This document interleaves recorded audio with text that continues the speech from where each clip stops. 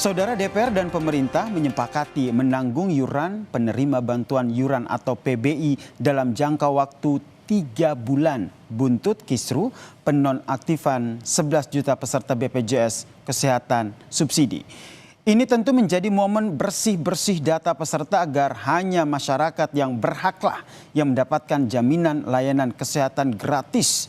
Inilah catatan Kompas TV, pembaruan data, jangan rugikan warga miskin.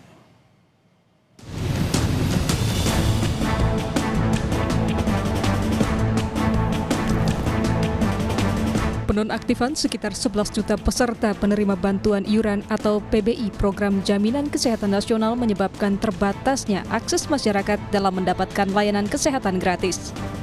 Penonaktifan yang dilakukan secara mendadak tanpa adanya pemberitahuan berpotensi berakibat fatal pada pasien dengan layanan kesehatan darurat atau pasien penderita penyakit kronis. Dengan pertimbangan itu, pemerintah melalui Menteri Sosial menjelaskan peserta dapat melakukan reaktivasi. Oleh karena itu dosil 6 sampai ke atas sampai 10 kalau misalnya terdaftar sebagai peserta PBI kita alihkan kepada desil 1 sampai desil 5. Meskipun begitu yang dinonaktifkan bisa melakukan reaktivasi ya. Jadi bisa melakukan reaktivasi. Menteri Kesehatan Budi Gunadi Sadikin juga bersurat ke seluruh rumah sakit agar tetap menerima dan melayani peserta BPJS PBI dengan penyakit katastropik atau penyakit kronis serius yang mengancam jiwa diaktifasi secara otomatis. Kementerian Kesehatan sudah mengeluarkan surat ke seluruh rumah sakit agar tetap melayani pasien-pasien PBI yang dinonaktifkan untuk layanan ini. Saya juga tadi terinformasi karena sebelumnya saya sempat keluar sebentar ada meeting mengenai bencana, ketemu dengan Pak Mensos. Pak Mensos juga sudah mengeluarkan surat keputusan agar pasien-pasien dengan penyakit katastropik ini yang berisiko meninggal akan otomatis direaktivasi dari pusat. Sebagai solusi dampak pembaruan data, peserta PBI Jaminan Kesehatan, DPR dan pemerintah pun sepakat untuk menanggung iuran selama masa transisi pembaruan data selama 3 bulan. Ya, bertambah 11 juta, tapi kan 3 bulan. Kemudian ini kan akan dikasih waktu. Kalau habis ya habis, kalau bisa pemutahiran. Jadi dalam jangka pendek akan ada jumlah lebih dari yang 96,8 juta itu, tapi setelah 3 bulan kan akan balik ke level yang semula. Ini hanya untuk memberikan waktu kepada mereka, ya jangan kaget lah. Koordinator Advokasi BPJS Watch Timbul Siregar mempertanyakan soal mekanisme penonaktifan hingga menimbulkan kegaduhan. Ia menambahkan, ini menjadi momen bersih-bersih data peserta PBI. Kasus penonaktifan itu kan bukan tahun ini aja. Di 2025, di Juli 2025 kan ada 7,3 juta yang dinonaktifkan. Kata Pak Mensos total setahun itu 13 juta. Kenapa nggak heboh seperti saat ini? Karena pada saat itu dinonaktifkan peserta yang dinonaktifkan sakit, dia bisa reaktivasi di puskesmas. Beda kasusnya dengan sekarang. Nah makanya saya bilang begini, kenapa nggak dicontoh itu aja? Momentum saat ini menjadi proses bersih-bersih data sehingga PBI JKN dan PBPU Pemda itu benar-benar diisi oleh masyarakat miskin dan tidak mampu. Penonaktifan kepesertaan BPJS Kesehatan penerima bantuan iuran atau PBI secara mendadak adalah keputusan yang beresiko tinggi dan berdampak fatal. Keputusan itu sama saja mempertaruhkan nyawa mereka karena di satu sisi mereka tidak mampu membayar pengobatan, sementara di sisi lain penanganan di rumah sakit sering tertunda karena proses administrasi yang belum tuntas. Tim Liputan Kompas TV.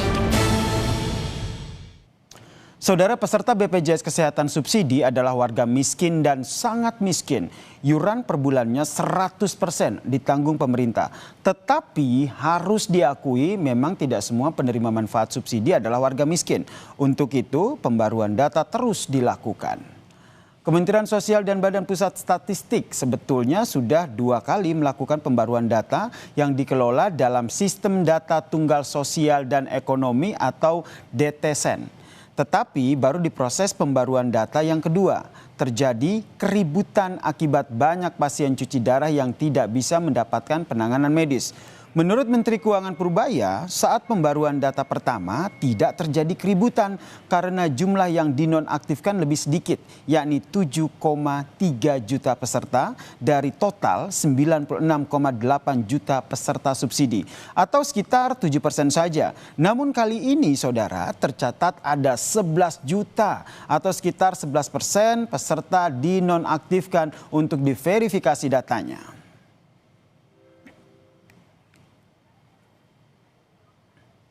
Nah, persoalan utama bukan di persentase jumlah masyarakat miskin terdampak, tetapi pada buruknya koordinasi antara lembaga kementerian yang berujung pada kegaduhan.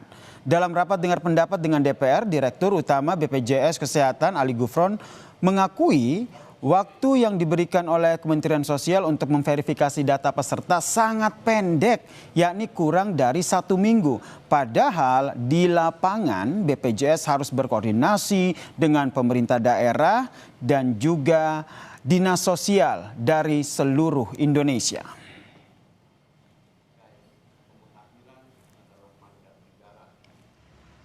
Pemerintah dan DPR memang telah memutuskan untuk mengaktifkan kembali secara otomatis kepesertaan pasien dengan penyakit kronis agar proses pengobatan segera bisa berjalan. Begitu pula telah diputuskan waktu 3 bulan untuk melakukan verifikasi data penerima PBI yang diikuti sistem pemberitahuan kepada peserta.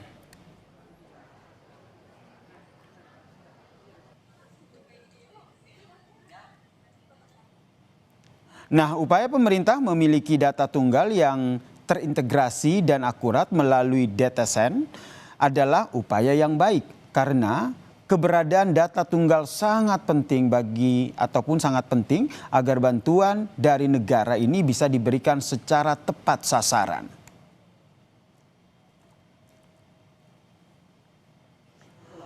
Pemerintah pun harus segera memperbaiki cara pembaruan data agar kegaduhan ini tidak terulang lagi.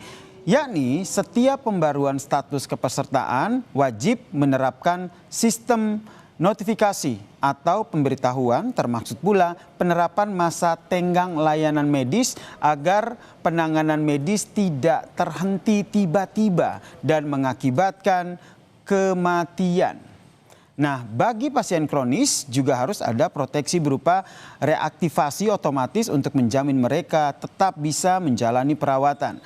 Kebijakan publik sudah seharusnya melindungi kelompok rentan dan memastikan seluruh hak dasar atas pelayanan kesehatan yang layak terpenuhi.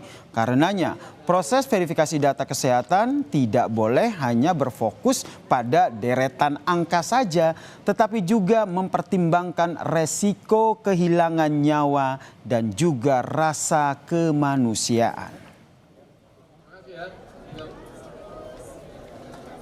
Demikian catatan Kompas TV hari ini, kita jumpa lagi pekan depan.